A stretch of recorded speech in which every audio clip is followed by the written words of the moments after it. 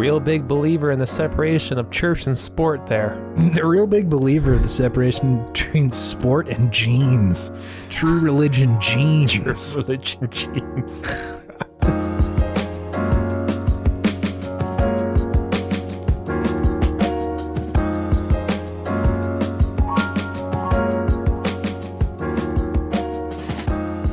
I'm sorry, I'm still stuck on Hootenanny's Hootenanny. Yeah, just before the pod, we were loosening up, and one of us said Hootenanny, and then one of us said Hootenanny, and then became Hootenanny's Hootenanny, an owl and a woman's Hootenanny business. I imagine it at Hootenanny's Hootenanny. Oh yes. Man. There's a lot of ways this could go. I really like that. It's one of those late night commercials, like local commercials. Yeah. That's just unhinged. I feel like it's rare for us to start an episode of Video Game Podtimism, the Optimist video game variety show where two best friends talk about the wonderful world of gaming. My name is Chase. My name is David. It's rare for us to start it with a character. I feel like usually we find the character of the episode like kind of towards the middle or the end. Yeah. But we've already landed on Hootenanny. This was pre-ep, just like right before. We were already in the mindset of the episode. We just hadn't pressed record yet, I think, so it still counts. You know what? This episode, we're going to be doing a little bit of like almost a re-record of a segment that we've already done later, Hot Wheels. But I really need to say at the top that during the recording of that episode, we did find Fido Dido. And I just need Fido Dido to be in the lore of Video Game Podtimism. It's a strong lore. It's so good. Maybe people who live in New York know what Fido Dido is, but like I had never heard of this character. It's like, I guess just like a character that people put on t-shirts for a while. But man, there's some good stuff in there. That's such a weak way to describe it.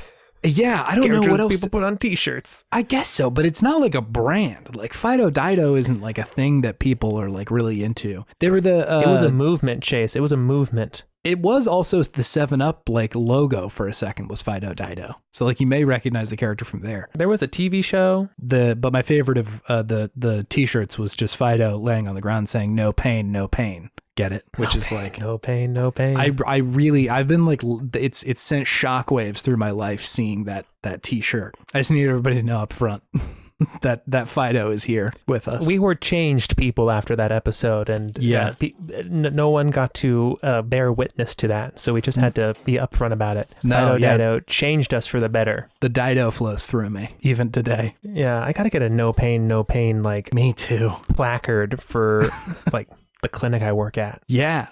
So we don't want people to be in pain during therapy. No pain, no pain. It's not no pain, no gain. It's no pain, no pain. Yeah. No pain, no pain.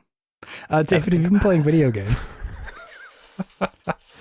I have been, yes. Do you want to tell me about those? Now that we're out of spooky season and we'd never play a scary game again. I'm still playing Scorn.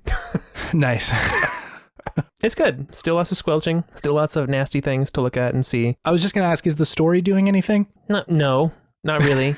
Okay, sure. The story is so far all in between the lines. It's pure environmental storytelling. There's not a lick of dialogue. There's not a lick of text at all. Yeah. It's just visuals and audio, and that's it. Cool. So it leaves a lot to the imagination. I don't know if it's going to come home anywhere to roost at some point, or if there is like any actual sort of canonical lore to it. If there is, it's kind of going over my head, except for just it looks like there's some crazy, gross biological parasite that's taking over this place. Is kind of what it looks like. Right. And it's gooey and icky and gross. And there's giant like ropes made out of creatures that are like holding on to each other in like fucked up ways. And then you like break them apart and they come crawling at you afterwards. It's pretty gnar.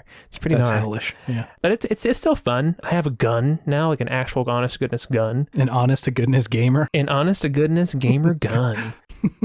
Real gamer moment right there. So yeah, it gives you a gun now. I don't know how I feel about the gun. Yeah. I don't know if it really adds anything, because fighting the monsters, I think, is the weak point of the game. Personally, yeah, I much more enjoy just like the exploration and enjoying the environment and kind of letting my imagination run wild of what's going on here, and just hearing kind of the odd spooky thing coming out from somewhere. And like last time I was saying that, you can really avoid the enemies if you want to. But now they're really up in your face because the game, I think, is just assuming, oh, you have a gun now, so fight them. Yeah. But the gunplay you are playing this emaciated human being who is slowly being torn apart from the inside by this creature that is lashed onto his back and through his abdomen. Oh my gosh. And that's kind of how it feels like to aim this gun. Yeah. Yeah. So it doesn't feel great. It gets the job done. Don't get me wrong. And I think that part of a horror game is to try to make you feel powerless as much as possible. Yeah. To at least meet the demands of the game that it's expecting of you.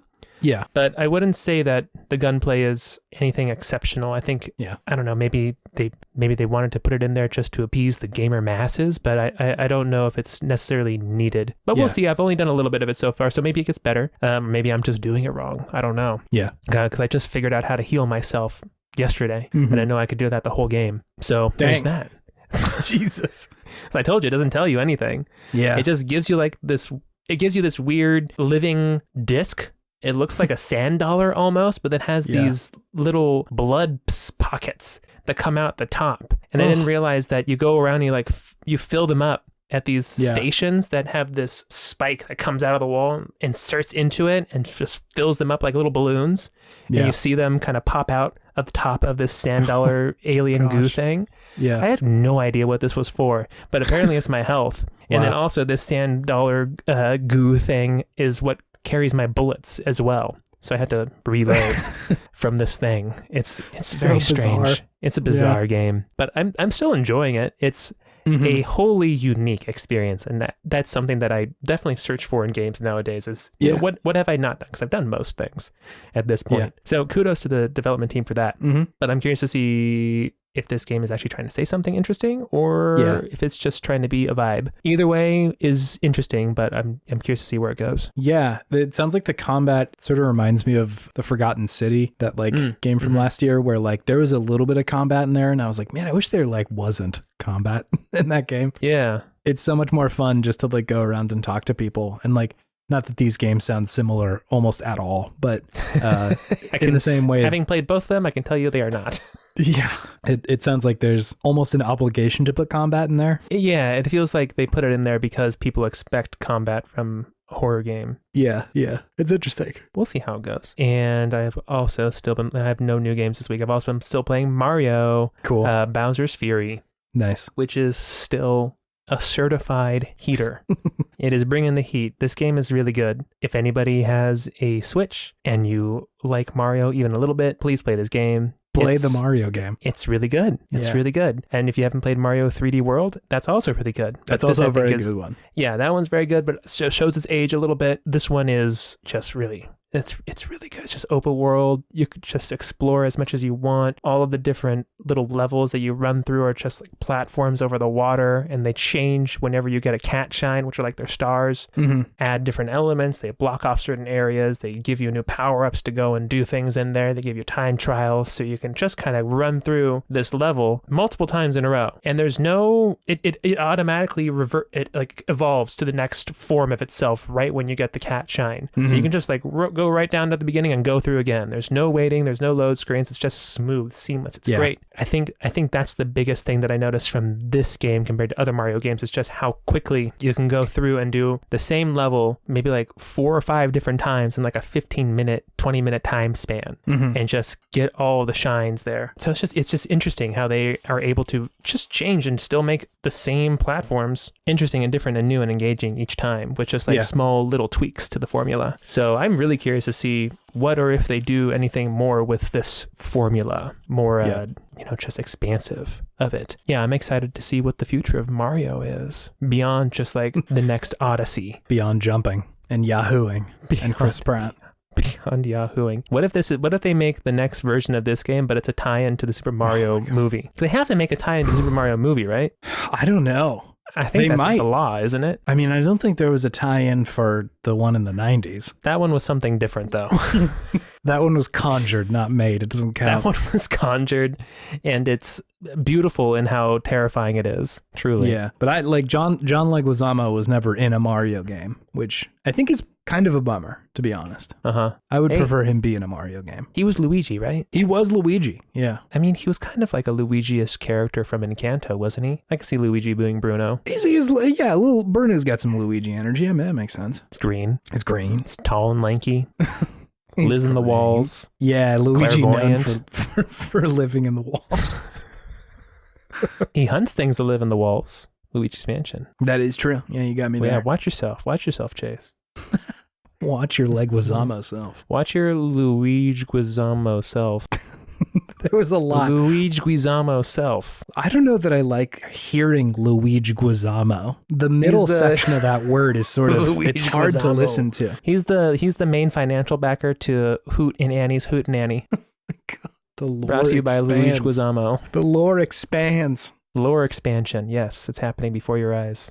Also, I just want to also quickly shout out that the Wii U, not the Wii, I guess, yeah, the Wii U, but the Super Mario 3D World, the one that you're playing, the non-Bowser's Fury part, a very good co-op game. I really enjoy that one as a co-op experience. Excellent co-op game.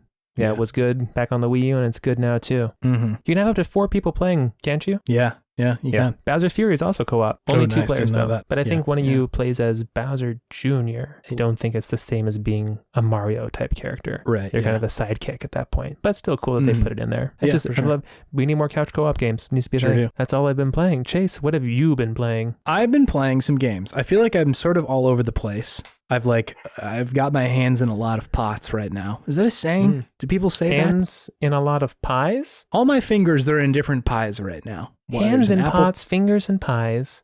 Is it hands in pots? I've got my toes in a lot of puddings right now. Toes in puddings. Yeah. I'm making a new saying, a cool new saying. What's the phrase? Goes something like, they have their hands in many pots. And the first question is, finger in many pies? A lot of balls in the air? Wears many hats? Their brush swipes all over the palette. Okay, now wait a second. Brush swipes all over the palette is painting a picture. I really like that one. You like that one? Yeah. There's one more. Lots of irons in the fire. That's the last one. Continue. Yes, yeah. That one I think makes the most sense, but I will be continuing to use my brushes all over the palette right now. That's a very you saying, Chase. Yeah, I don't know why, but it is. It feels right. It feels good coming out of me. This is a Chase Allhart saying, original. So I'm playing a lot of stuff right now. I think I'm just sort of looking for something. I'm trying to solidify like where I'm at with the end of the year games and stuff, and making a game of the year list. Ooh, yeah, that's right. That's coming up. It's coming up. Don't do it too fast before this God of War comes out, baby. I am definitely anticipating like I will have to shift my list around once I think God of War and I think maybe the newer Pokemon game comes out. I'm not really sure where that one's going to land for me, but I'm When's that one come out? In a couple of weeks here, I think. Very soon. It is the time for video games. It is the time for video games.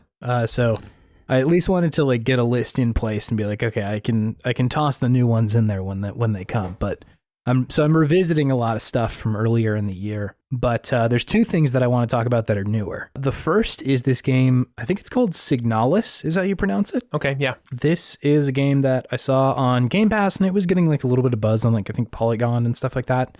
This is a game from the developer, I think it's called Rose Engine, and it is a top-down game. It's like mostly just from a fixed perspective, sort of above the person you're playing as, and it is a horror game.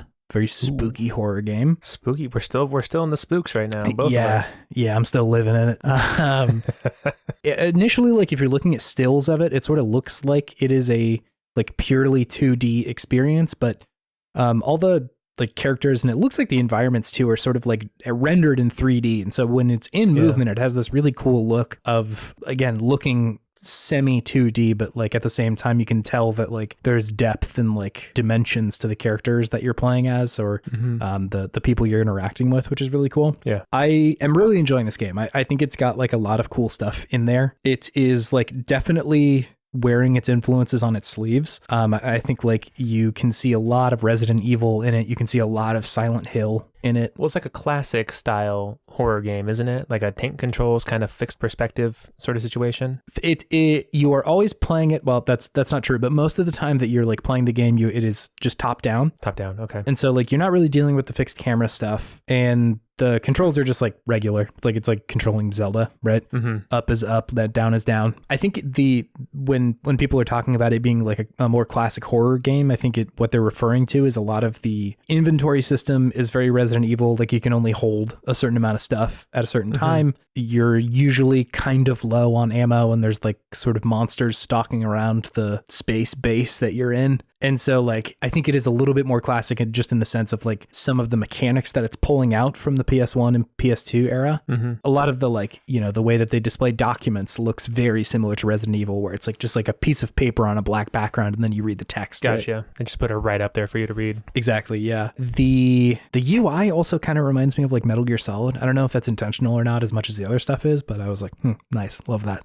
It's got the same sort of like tonal stuff happening with Silent Hill, where a lot of the characters that you're interacting with are like sort of otherworldly and like seem like they're kind of lost in a daze almost, which feels on purpose. And like, I tend to like that. Like, I think it gives the whole vibe of like this game, and of course Silent Hill, like this air of confusion and like disorientation that I really enjoy. I think when I was much younger playing these games, it like I thought that like that was a stand-in for them just like kind of like being a weird video game, Yeah. And I don't think that's the case, especially after having played Silent Hill 2 so recently and seeing like how intentional that stuff was. I think it feels similar here too, where it's intentionally presenting these characters who are sort of lost in their own way, and having that be there being a purpose to that, which I think is really cool. Like in any other game, like say a Resident Evil, if you ran into somebody who's like a survivor, you'd be like, oh shit, like, great, another person. We got to save you and get you out of here. That almost never works in a Resident Evil game, because like that person almost immediately gets maimed.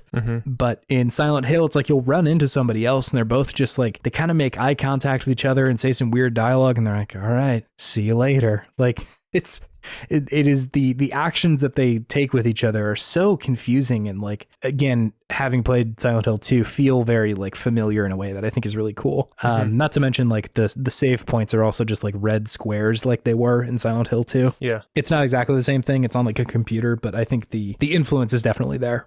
All that said, I think that it culminates in a way that isn't just like, look at all the influences I can have. It's not just homage to all of those games. And I think what it's doing that really makes it original is like the tone and what the story is telling feels very original. It's all very like cosmic horror stuff going on. The setup of the story is very original. You're playing as like, I think what they call them like replicas. They're like essentially robots, I think, but like, very human looking robots. And you come to this like space station, and it seems like there is some kind of disease that has broken out between the other replicas. And they, essentially turn into zombies. Like it very, very much looks like that. Like their skin is falling off and like they're kind of crazed. And those are usually the main enemies that you're fighting. And I think it's Gestalts are the people who are like just regular humans. I'm not sure yet, because of the story is like, it doesn't come out and say like, here's the deal with what's going on. It's like sort of just hinted at in like notes and stuff. And so I'm still piecing it together. But my understanding is that the replicas all like kind of went haywire at some point and killed all the Gestalts. And so there's not very many of them left. And you as your character like look like a lot of the replicas. And so in a similar way to in Silent Hill 2, where the enemies all have this like intentionality in the way that they're designed, like they all look kind of like nurses and legs to sort of like represent James's, twisted sense of reality. I am assuming that the intentionality is here as well. And like the reason that these characters all look very similar is on purpose. And so I'm like really excited to see where the game goes, because I think it does end well from what I understand. Sure. There's also these like very interesting sections where you will come upon like a puzzle or just like some section of the game where it just for a moment goes into first person, and you're like not really moving around or anything. It's just like a room you'll come into, and like there's some interactable stuff, and you can like point and click on something and it'll like zoom in a little bit, and you can like do some kind of puzzle is usually the application of that.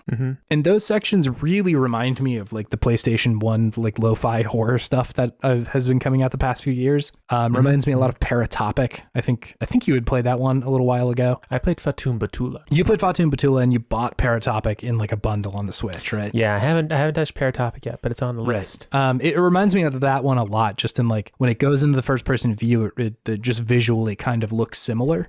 And I think that's all really cool. Like the puzzle solving is there and it's interesting. But like, of course games have done puzzles before, but I really appreciate the shift in perspective that it brings, like in the same way that when, Nier Automata goes from a top-down shooter to a side-scrolling beat 'em up or something just by shifting the camera. I think this game also changes what it's saying in the moments where it's a first-person game. And so I think it's really interesting when it does that. Not to mention, like, I really love the lo-fi horror scene in games right now. I think it's so interesting and so cool. And there's a lot of originality coming out of that. And so I think it's incredible that somebody has taken a lot of the lessons that are being learned there and pushed it forward a little bit, like have taken that and said like, let's do something else with this. Not like necessarily this sucks, let's do something else, but like I want to change this into maybe let's evolve its own thing. This a little bit. Exactly. Yeah. Which it's just so cool. Like it is pushing on the like aesthetics and design decisions that have come out of that scene in a way that isn't just what happened before, right? Like,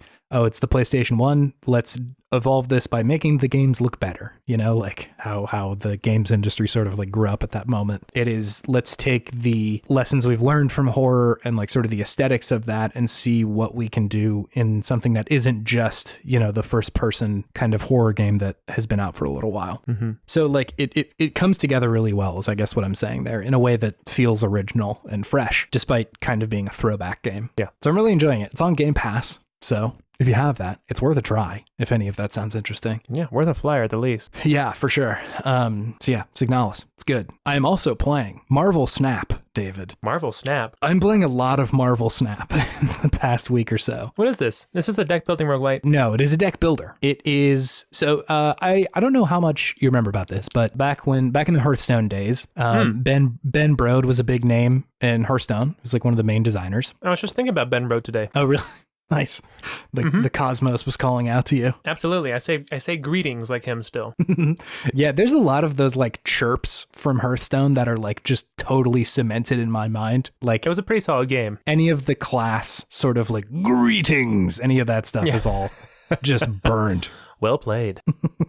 Yeah, all of it is just incredible. It's way in there. So he was one of the main designers on Hearthstone and famously kind of like quit Hearthstone. I remember the internet kind of talking about it in a way of like, whoa, that's kind of wild, like a big move for someone who's like very much like a face of the company or a face of the game at the time to leave. He was huge. And so he and a bunch of other people went on to make Company, and they were like, we're making another deck builder game. And I, from my understanding, just like pitched it to companies like, we have this, who wants to like put their stamp on it essentially. And Marvel was like, we will do that. And so they made this deck builder game called Marvel Snap, which is really good. Hell yeah. So the way that a game of Marvel Snap plays out is, of course, you have your deck that you've built sort of before you go into a match.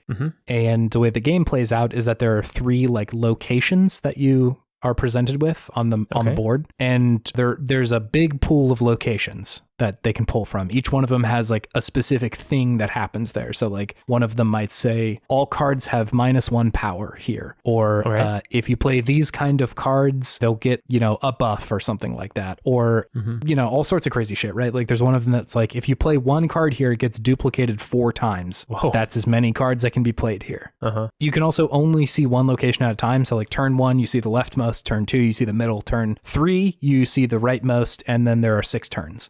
Pretty typical to a lot of other like deck building games. You get essentially like 1 power a turn, right? So like your first turn, you can play cards that cost 1. Turn 2, you can play cards that cost 2, up to 6. The way that you win this game is by having the most controlled locations through power, right? So like if you have cards in the leftmost location, like total up to like 10, your opponent has 9 in that location, then you win. And you have to just do that for 2 of them. Or if you tie, then whoever has the most, And that's pretty much the game. Your decks are really small. There's 12 cards to a deck. Oh, wow. And so like there's a pretty good chance that you'll see like a lot of your deck in any given game. Because I think you start with 3 and then you pull another, or start with 2 and pull another. And so like I said, there's a pretty good chance that you will see most of your deck, and you can't have duplicates. So it's just like if you have one card in there, that's it. That's the only one you get. There's a pretty vast amount of cards. They do a really good job of like onboarding you and not giving you too many at once. Like you get a pretty easy starter deck in the beginning of like pretty much just people with like maybe 1 or 2 powers or like some strong attacks, right? Like they're not bad cards at all, but they're very like straightforward. And they just kind of start giving you more cards the more you play it. You unlock more cards by like upgrading your current cards to essentially just look cooler. Hell yeah. Like I love it. You know, you initially get them and it's very basic, and then you can upgrade them to like the characters breaking out of the frame of the card, and then ones where it's like 3D, so when you move your phone it kind of like shifts perspective a little bit. I was gonna say, is this Marvel, like Marvel? Yeah, Marvel. So like okay, your deck is Spider-Man and the Punisher and Scarlet Witch and shit like that. So nice. It's very cool. Like if you're into Marvel at all, it's kind of fun to see like the characters in there and also see them like represented in a way that makes sense for their character. Wolverine's like special is that he can't be killed, essentially. Like if somebody tries, or if you try to like remove him from the board, he just comes back right afterwards. And shit like that. So like it all of the powers that people have like make sense contextually. Quicksilver is a card that they give you really early, and I watched an interview with Ben Brode and they had talked about like how Quicksilver is a solve for the mulligan that's present in a lot of other deck builders like Hearthstone, where you can see your deck, and if you don't want some of the cards, you can put them back and reshuffle it and grab some more. Quicksilver is always in your hand at the first turn if you have him in your deck. Essentially the idea being that he is so fast that he always makes it there in time. That's funny. It's great.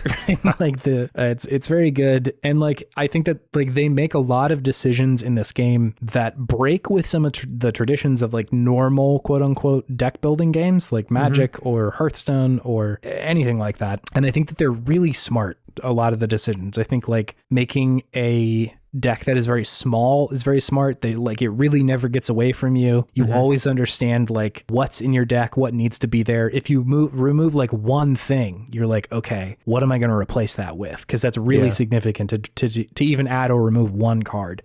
It is also, because there are so many different locations that can show up in a given match, like it could be so many things. You are almost encouraged to build a deck that is adaptable for a lot of different situations, rather than like a Murloc deck that just swarms the deck with like hundreds of Murlocs, you know? Yeah. And so I think that that's like a really smart approach to it, because, and this may play out differently the longer this game is out, but like something that I found sort of frustrating with Hearthstone is people would sort of just find like 1 or 2 deck types or, you know, deck builds, and like that's the deck for a little while, you know, like that's the one that is winning.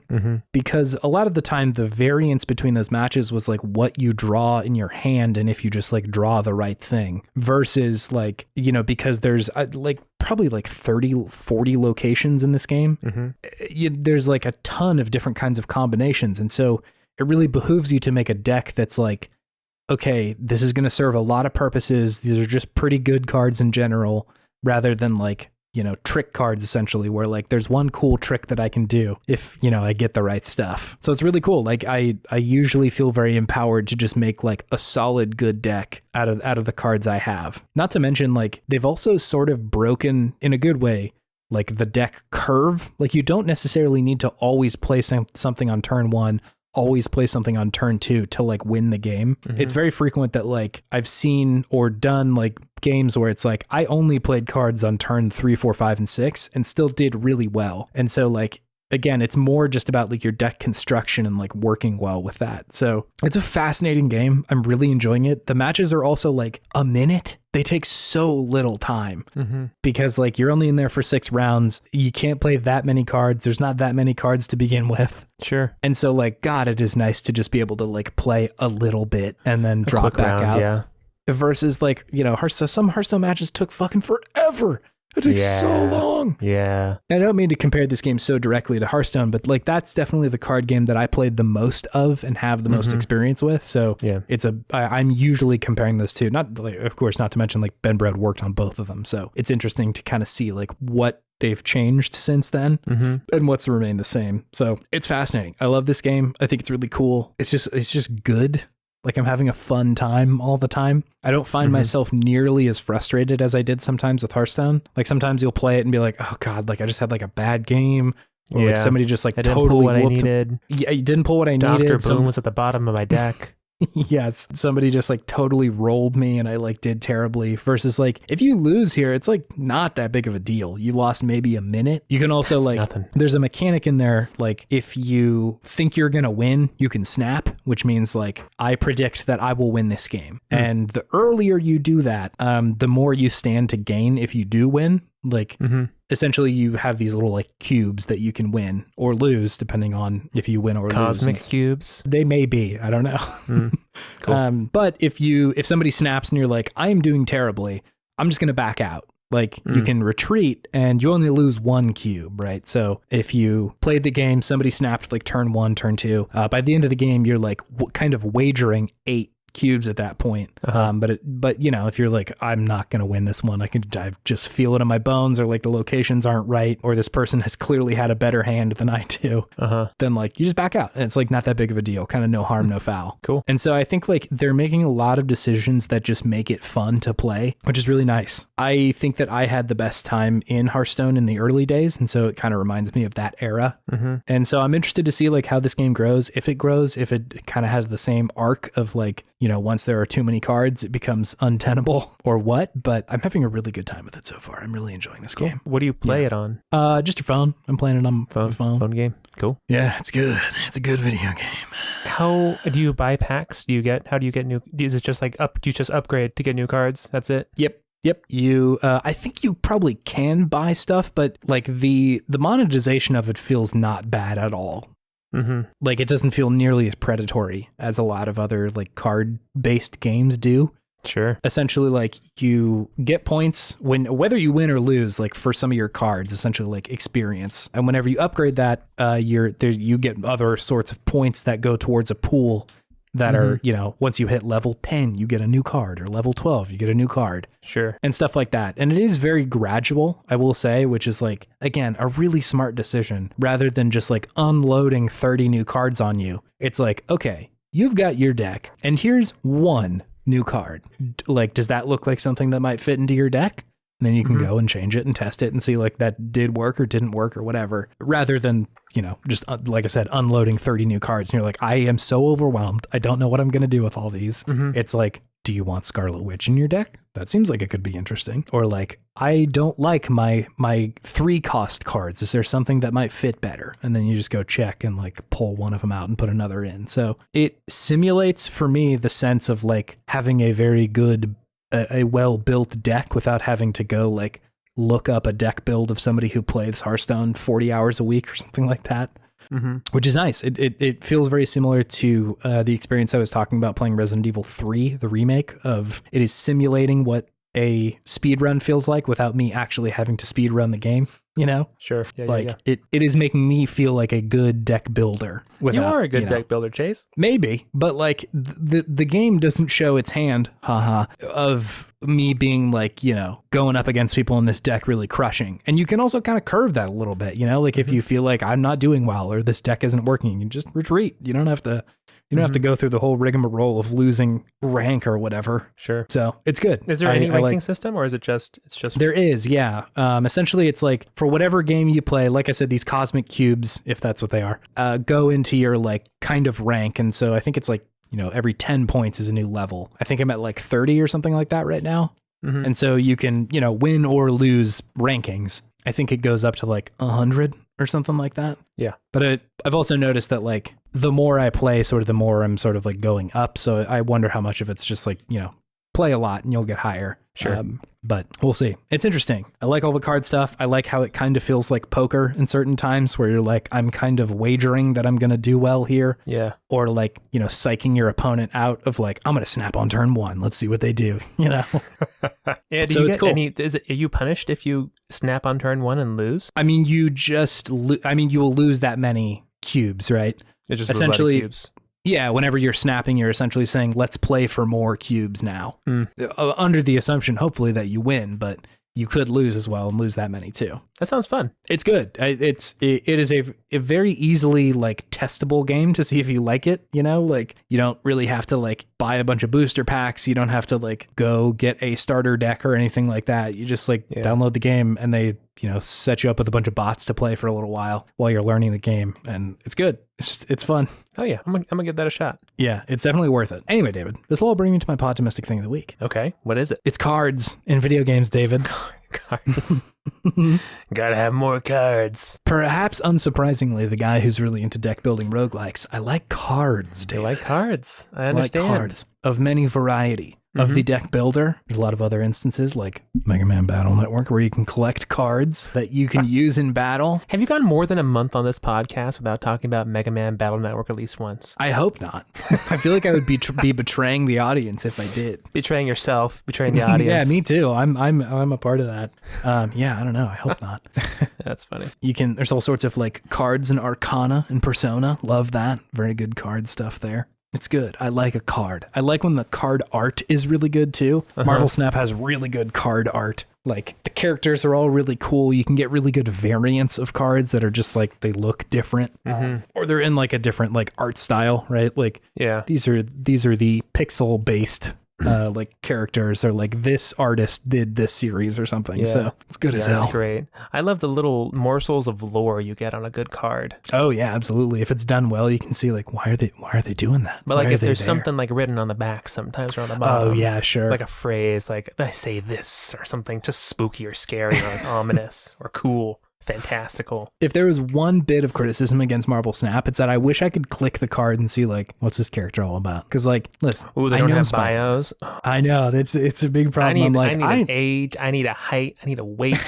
I need eye color. I need driver's license status. I need it all. I need social security. I need email. Social security, email, phone number, fax. Because I know who Wolverine is. Like I know that character. But like I don't know who Moon Girl is. I need to figure that out. I don't really know who Cable is. I think I should know who Cable is, and I don't. Cable's from the future. See? I don't know. He's has a techno virus. He's infected by something that makes him part robot. I forget that you are kind of a wealth of Marvel knowledge, David. And I'm pretty sure he's Cyclops and Jean Grey's son. He's at least Cyclops' son. Anyways, that was your Marvel cast for the week. Yeah, thank you. Appreciate that. Do you have anything fueling your sense of optimism, David? Honestly, the thing that's fueling my sense of optimism right now is seeing all these posts on social media of people finally getting PS5s and Xbox Series X's. Oh my God, yeah. The floodgates are opening a little bit. It's happening. It's happening for everybody. We can all enjoy these fun games now, which is great. I feel like I was going to be one of them for so long, but my good sister came through for Christmas in 2020 in the dark times. And I feel like I was a very fortunate gamer to have received PlayStation 5 at that point. That's my favorite Creedence Clearwater Revival song. Fortunate Gamer. Oh no, dude. That's going to be the nastiest song ever. But yeah, I think it's just great that everybody gets to play with these cool things now. It's awesome. Yeah, it feels very bizarre to be this far out from a console launch and people still not be able to get one just easily. I know, yeah. I hope it clears up in a major way. Supply chain, baby. All I gotta say is supply chain, and people are like, "Oh, okay, I understand. Yeah, no more questions. Why don't you have the supply chain?" Well, hey, do you want to move on to our main thing, David? Yeah, let's do it.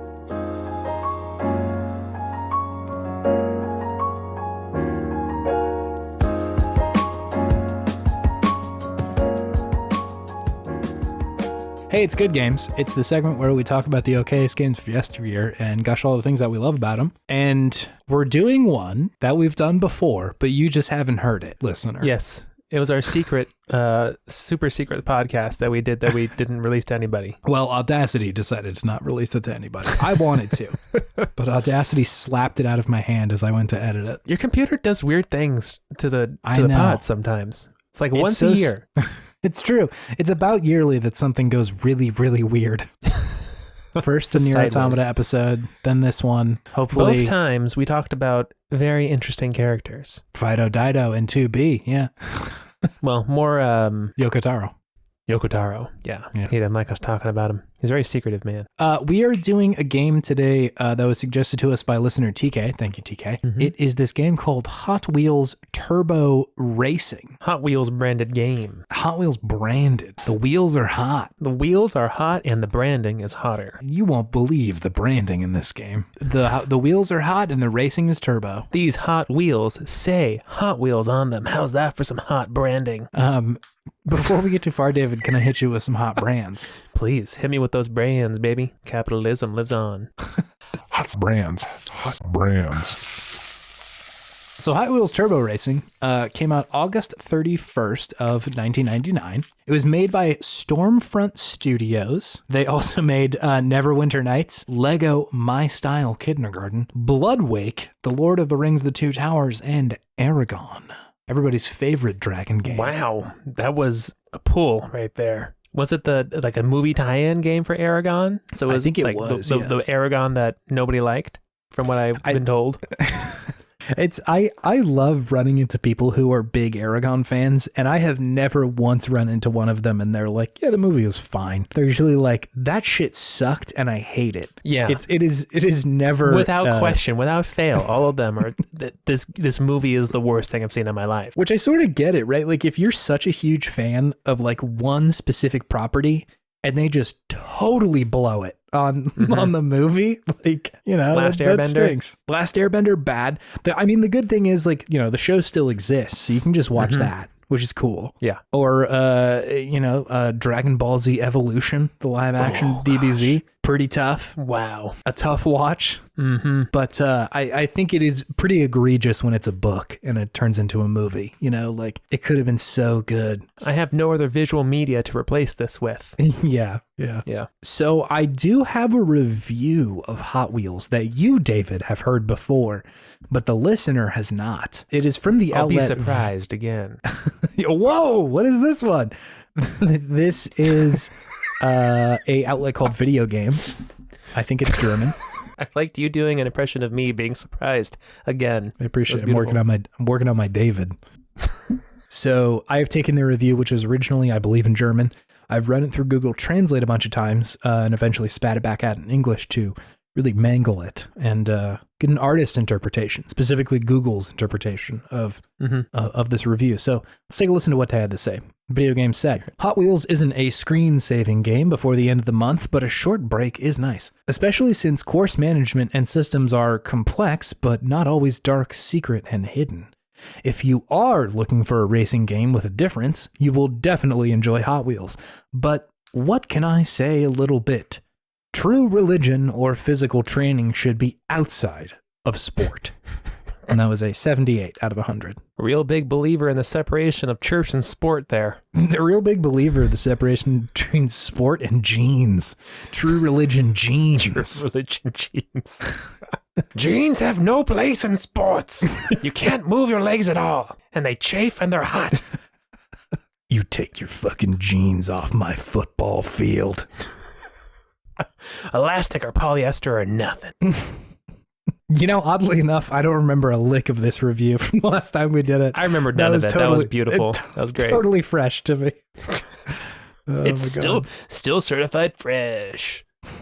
Hey, can you tell me what Hot Wheels Turbo Racing is, David? Yes, Hot Wheels Turbo Racing is a branded Hot Wheels racing game where you are racing small little plastic cars around a plastic track that a child or an adult has set up in a room somewhere.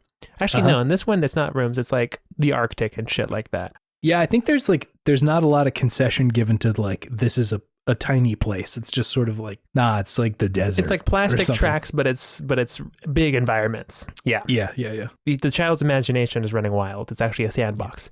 But yeah, it's a Hot Wheels racing game where you get to race as the actual Hot Wheels that they sell in the stores. They sure do. That's synergy right there, baby. So yeah, it's fun. It's actually pretty challenging. It has some good drifting mechanics, and it definitely seems to have some, in my opinion, influence from the extreme sports games that were out at the time, because you can do some pretty crazy aerial moves as well and gain extra points and boost if you do that. It's got big Tony Hawk energy and some of the tricks you can do. Big Tony Hawk energy, big jumps, and you can do big spins, big flips, all sorts of things. Yeah. Yeah, it's cool.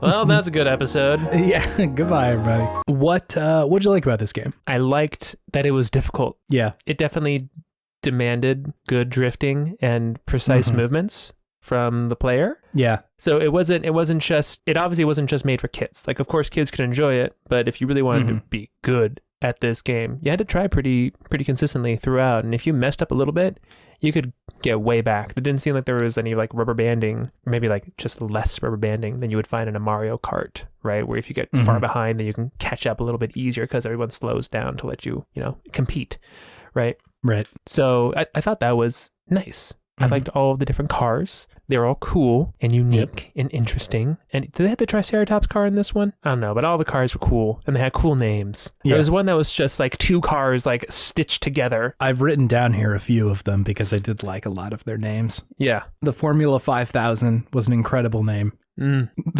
As if like they took Formula 1, fuck that. Formula 5000, dog. We're 10 so times far better than ahead. Formula 500. Love the Spittin' Image 2. That's a good one. The sequel to Spittin' Image. And of course, the GOAT, the Gulch Stepper. Absolute incredible name. Really evocative name. Very evocative. I get an image in my head when I hear the phrase Gulch Stepper. Yeah, like a giant beast. I love that. Spanning the Grand Canyon. I also thought about the Grand Canyon. I guess I that's know, just like... It doesn't say Canyon Stepper, it says Gulch Stepper, but it elicits Grand Canyon vibes to me. If I'm going big, I would like to think about the Grand Canyon. True enough. I also liked this game. It is... I wrote down, and I still kind of feel this way, that it feels like an N63 game. Like it looks pretty rough, and like the mechanics like are a little wild, but like it's still really fun. Like you said, I think the difficulty like is present, and it takes a second to learn what the game is doing. I feel like sometimes I'll play like racing games. Like I'm still playing through a lot of the Dreamcast racing games, and a lot of the time I'm like, I don't know how you want me to win, game. Like I don't know what I need to do to beat, like to come in first. It's pretty tough. Whereas like this one is hard right at the top. It's like, it's confusing exactly how to move. Like momentum when you're going off of jumps is sort of confusing because like you can't continue to move in the air. You're kind of like committed, and it really only feels serves... like you are a Hot Wheels car flying through the air. Yeah, which is interesting that they captured that feeling. Yeah, somehow. Yeah, and so like as a result, like when you're in the air, you can just like spin and do stuff, and that's like cool, but it takes a second to adjust to, because I think in most other games, like any other racing game, you can usually kind of control yourself in the air. But once you're like meet the game where it is and you like grapple with like, yes, I understand these mechanics, like it's really fun. It's really satisfying and cool. I mentioned this last time, but there's a couple of tracks that I was like, why haven't other racing games done this before? Where like one of them, you start at like the bottom of a hill and you have to like race up to the top of it. And the first checkpoint is like sort of at like the top of the hill. And so once you hit that checkpoint, you're supposed to essentially like stop and turn around. But because it's so steep, that sort of naturally happens. And so like rather than the race just being this one circuit, there's like a point where you have to like come up a hill and then just immediately come back down it and race the rest of the race, which is so much fun. And like it also adds this situation where there's like half of the racers going up the hill and half of them coming back down, which is just chaos. Yeah, it's a very Hot Wheels thing to capture right there. It's just chaos, everything crashing into each other. And so like I love that there's like some very interesting stuff going on there, like kind of experimental map making. In a way that I just like, I think it's very easy to make just like, here's the dirt track that we're going around. Yeah. Rather than like something really, really different. So I love that. I think that's really interesting. I will also say that the N64 in PS1 versions are also really different from one another. And like the menus are all really different. The like racing I think is pretty similar, but the PS1 version does start by playing Metallica's Fuel in the intro cutscene, whereas the N64 does not have that. Is that one objectively better than Chase? Depends on how you feel about Fuel. Depends on how you feel about Metallica's late 90s run with Load and Reload. Are you not a fan? It's a bit of a goofy song. Is it butt Metallica? It's kind of butt Metallica. I was just gonna say that. Like, there's this like history of them being a metal band and like a thrash band, and then like they're almost approaching like butt rock with Fuel. It's very bizarre. Which I will say for like a Hot Wheels game where like there's fucking cool cars and they're driving around the track and there's lots of knobs and they got fuel fire signs on their cars and they're going over jumps. Like, feels appropriate for that. That's a beautiful rendition of Fuel by Metallica, Chase. Thank you. It feels appropriate in that scenario, but I don't know. Maybe Metallica's meant to be played with Hot Wheels in the background. Maybe Fuel's meant to be played with Hot Wheels in the background. I see. I mean, it makes sense. On its own, it doesn't feel like a complete experience, but with Fuel back there, it does feel kind of nice. I mean, Metallica did make that song for this video game. Did they? I don't know. But it sounds right. Just blatantly spreading misinformation on the internet. You know, it's for this game. I mean, let's make misinformation fun again about something that doesn't matter whatsoever. Yeah, that's true. It would be cool if the conspiracy theories information back. I want to take being a dipshit back to its fun roots rather than like the terrible place we're at now. I heard the PlayStation 1 didn't stand for PlayStation. Ooh. It stood for Pointy Stuff 1 because Sony used to make knives. Oh, okay. I heard the Xbox was originally going to be called the M-Box for Microsoft. And before that, it was going to be called the Bill Box. The Bill Box. But they decided that they wanted to cash in on the extreme culture. So they did the Xbox. I really wish they had a Bill Box, David. I want my Bill Box 360 so bad. If I had a Bill Gates impersonation right now, I would impersonate him in a boardroom saying, "We need a Bill Box." You guys, I go home and I play video games on this console that I created. I call it my Bill Box. He just calmly takes out a giant fucking system from his briefcase, just lays it down gently on the table. Here's the Bill Box. It plays video games. They are fun. The first Xbox was like just a big X. The Bill Box literally spells out Bill in like the big chunky casing. The original Microsoft font. Bill. B-I-L-L. B-I on top, L-L on the bottom. So it makes a box, right? Bill Box. Only available at Hootenanny's Hootenanny. Yeah. The electronics store. Luigi Guizamo. Jesus, a lot of fresh, cool new characters coming out. Bill Box is Bill Box. God, I'm so into the Bill Box 360, David. The Bill Box 360, the Bill Box 1, the Bill Box Series X. The Bill Box Series B. Series B and Series G. Jesus. Oh, man. I guess, yeah, we were spreading misinformation. I said Fuel was made for Hot Wheels. Yeah. Just lying into a microphone. Maybe it was, but probably not. I can't say I'm wrong as well, but I can say that I made it up. Let me just check.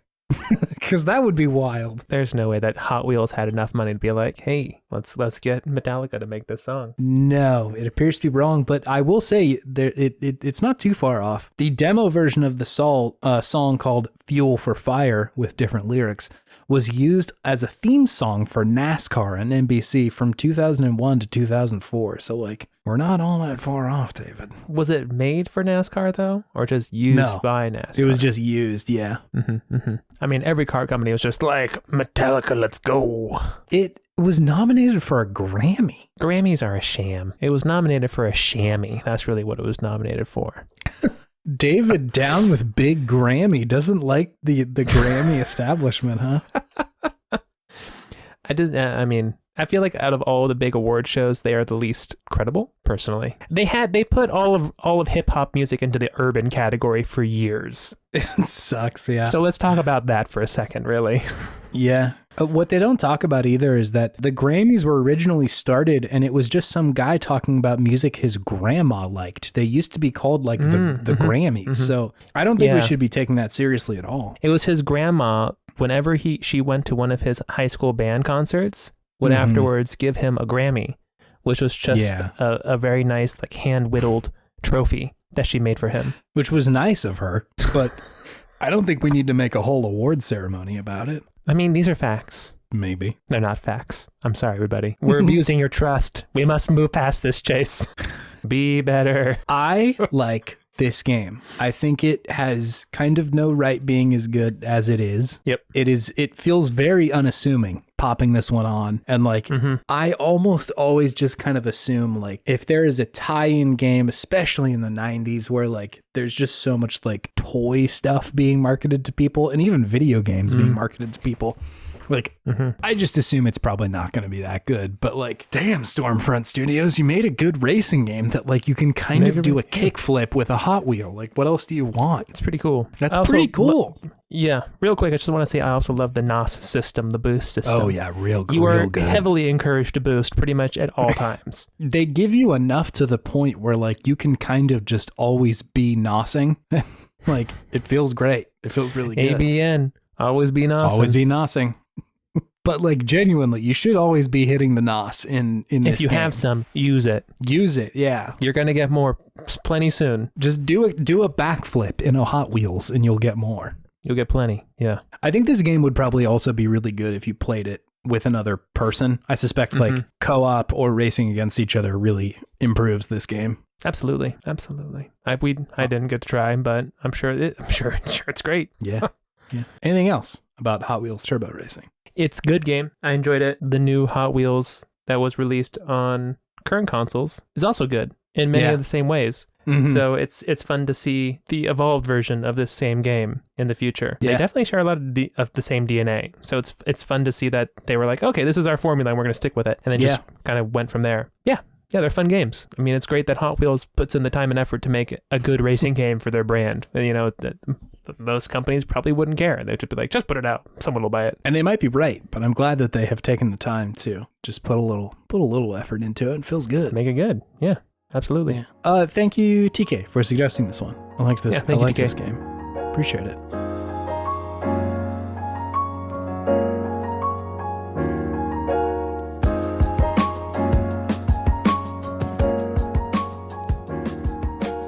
You can go to our website, podtimism.com. You can do that, yeah.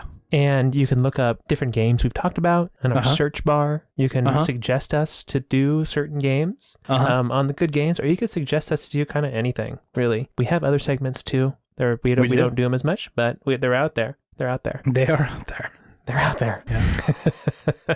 You can also use our website to access any of our social medias and check out and talk to us and just be homies if you desire. Yeah. Also, Scout Out of the Week. Thank you, Scout, for the beautiful pod art. It's great. Yeah, it's great. I think that if you lived somewhere like Seattle and you looked at the pod art for a while, it would also give you the feeling of being in the sun because it's just so joyous. It would simulate sunlight. It would simulate sunlight and fight your SAD, your seasonal affective disorder. But yeah, it's great. If you want to check her out or get commissions from her, you can visit her Ko-Fi, ko-fi.com/humblegoat. Wow, David, you got it. Took me long enough to get that. But yeah, go check her out. She's great. She is. If you really want to help us out, you can leave a review on your podcatcher of choice. You can follow us, subscribe, whatever you can do. We'll appreciate it. Also, if you really want to help us out as well, you can suggest us to a friend.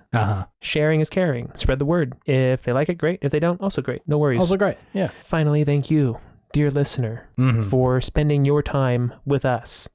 Appreciate it immensely that you would spend your time listening to us talk about video games. It's kind of mind-blowing. So yeah, we would do this even if people didn't listen. So it's fun to share in our crazy talks together and let other people enjoy as well. I agree with what David said.